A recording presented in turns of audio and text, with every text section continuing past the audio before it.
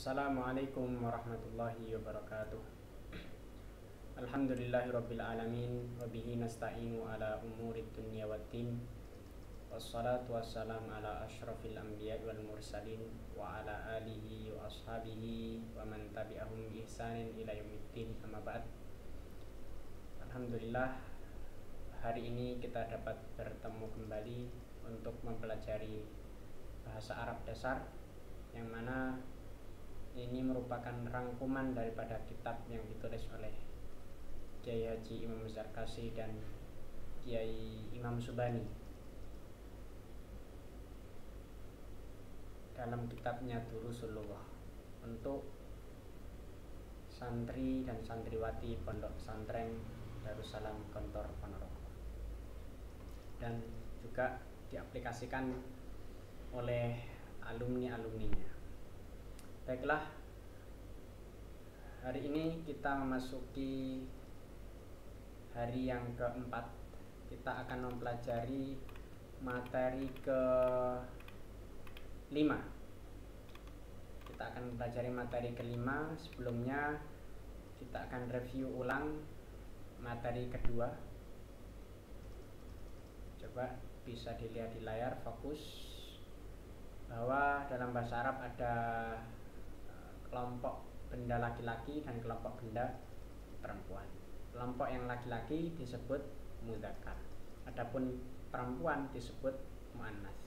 Inilah di pelajaran kedua ini fokus kita, yakni untuk materi atau benda laki-laki.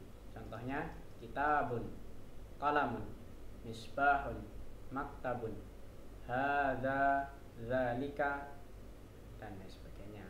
Ma hadza, apa ini? Hadza kitabun. Ma dzalika, apa itu? Dzalika misbahun. Adzalika misbahun, apakah itu lampu? Naam, ya, dzalika misbahun, itu lampu. La, tidak, bal, tetapi dzalika qalamun, itu pulpen. Nah, ini kelompoknya mudzakkar. Berikutnya kelompoknya muannats.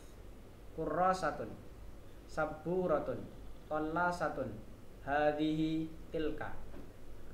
Di kurrasatun ini kelompoknya muannats. Tandanya apa? Tandanya adalah tak marbutah di akhir huruf atau katanya.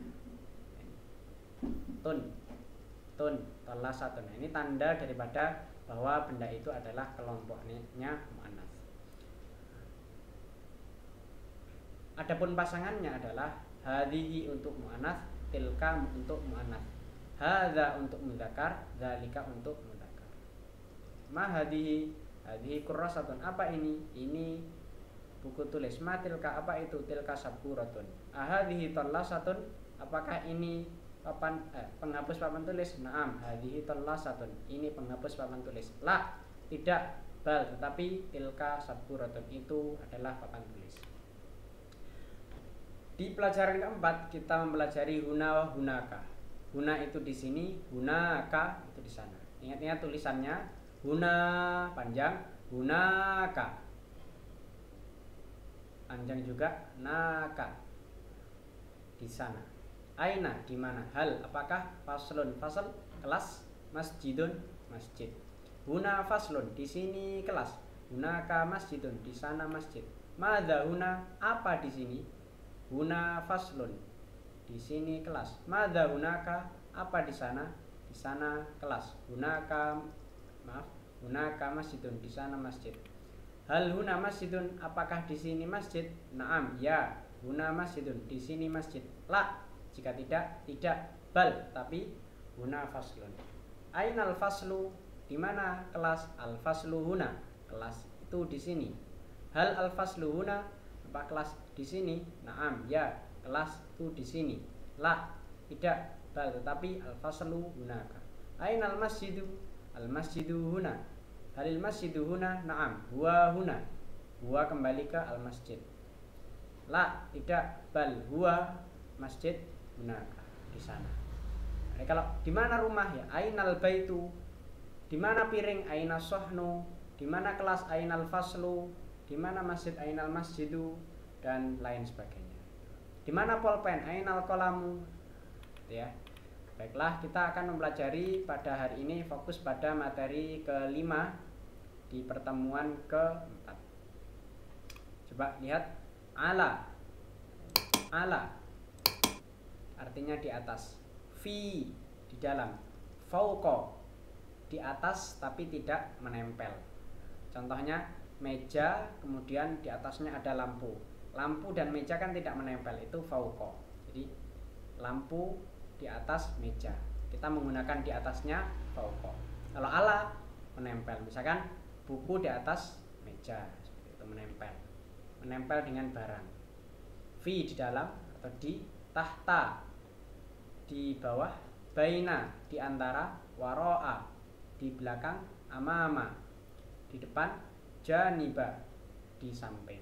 Sekali lagi saya ulangi lagi, ala di atas, fi di dalam, fauqa di atas tidak menempel, tahta di bawah, baina di antara, waro'a di belakang, amama di depan, janiba di samping. Contohnya dalam kalimat as-sabburatu wal kursiyyu fil fasli.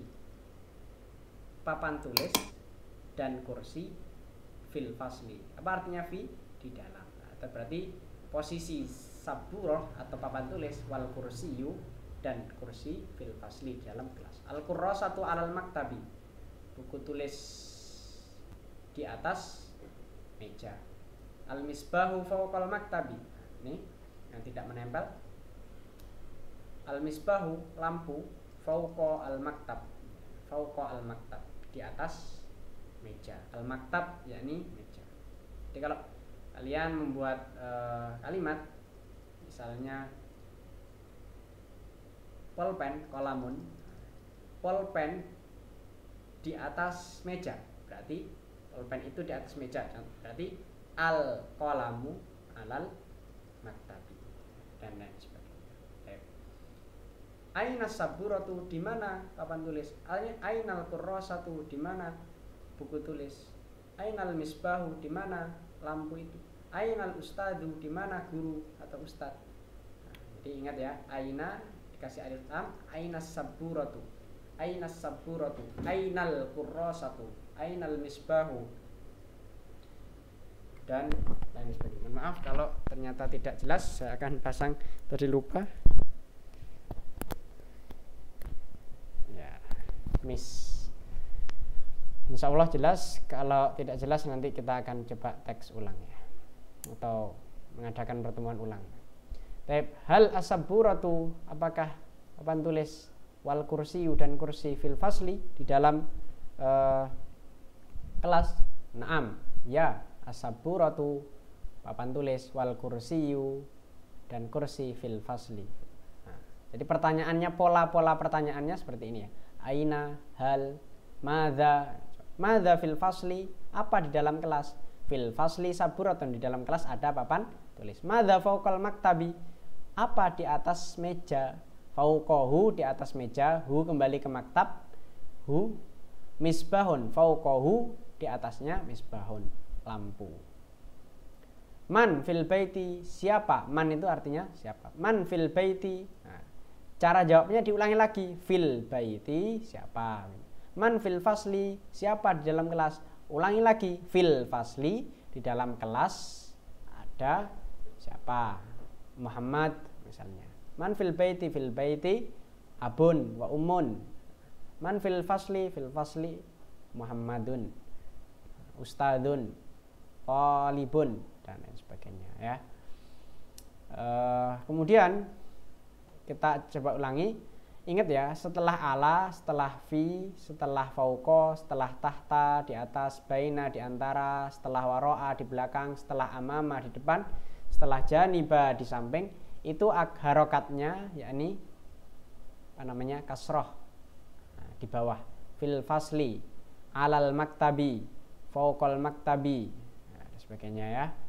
As-sabburatu wal kursiyu fil fasli, lihat setelah ini fil fasli. Nah, fil fasli, fauqal maktabi, man fil baiti, fil fasli dan sebagainya. Oke, saya rasa cukup sekian. Nanti bila mana ada yang perlu ditanyakan atau belum jelas, untuk menghubungi saya lewat grup atau chat pribadi. Insya Allah di sana akan saya jelaskan terkait apa yang menjadi kesulitan bagi adik-adik sekalian. Gitu ya. Saya cukupkan, kurang dan lebihnya mohon maaf. Wassalamualaikum warahmatullahi wabarakatuh.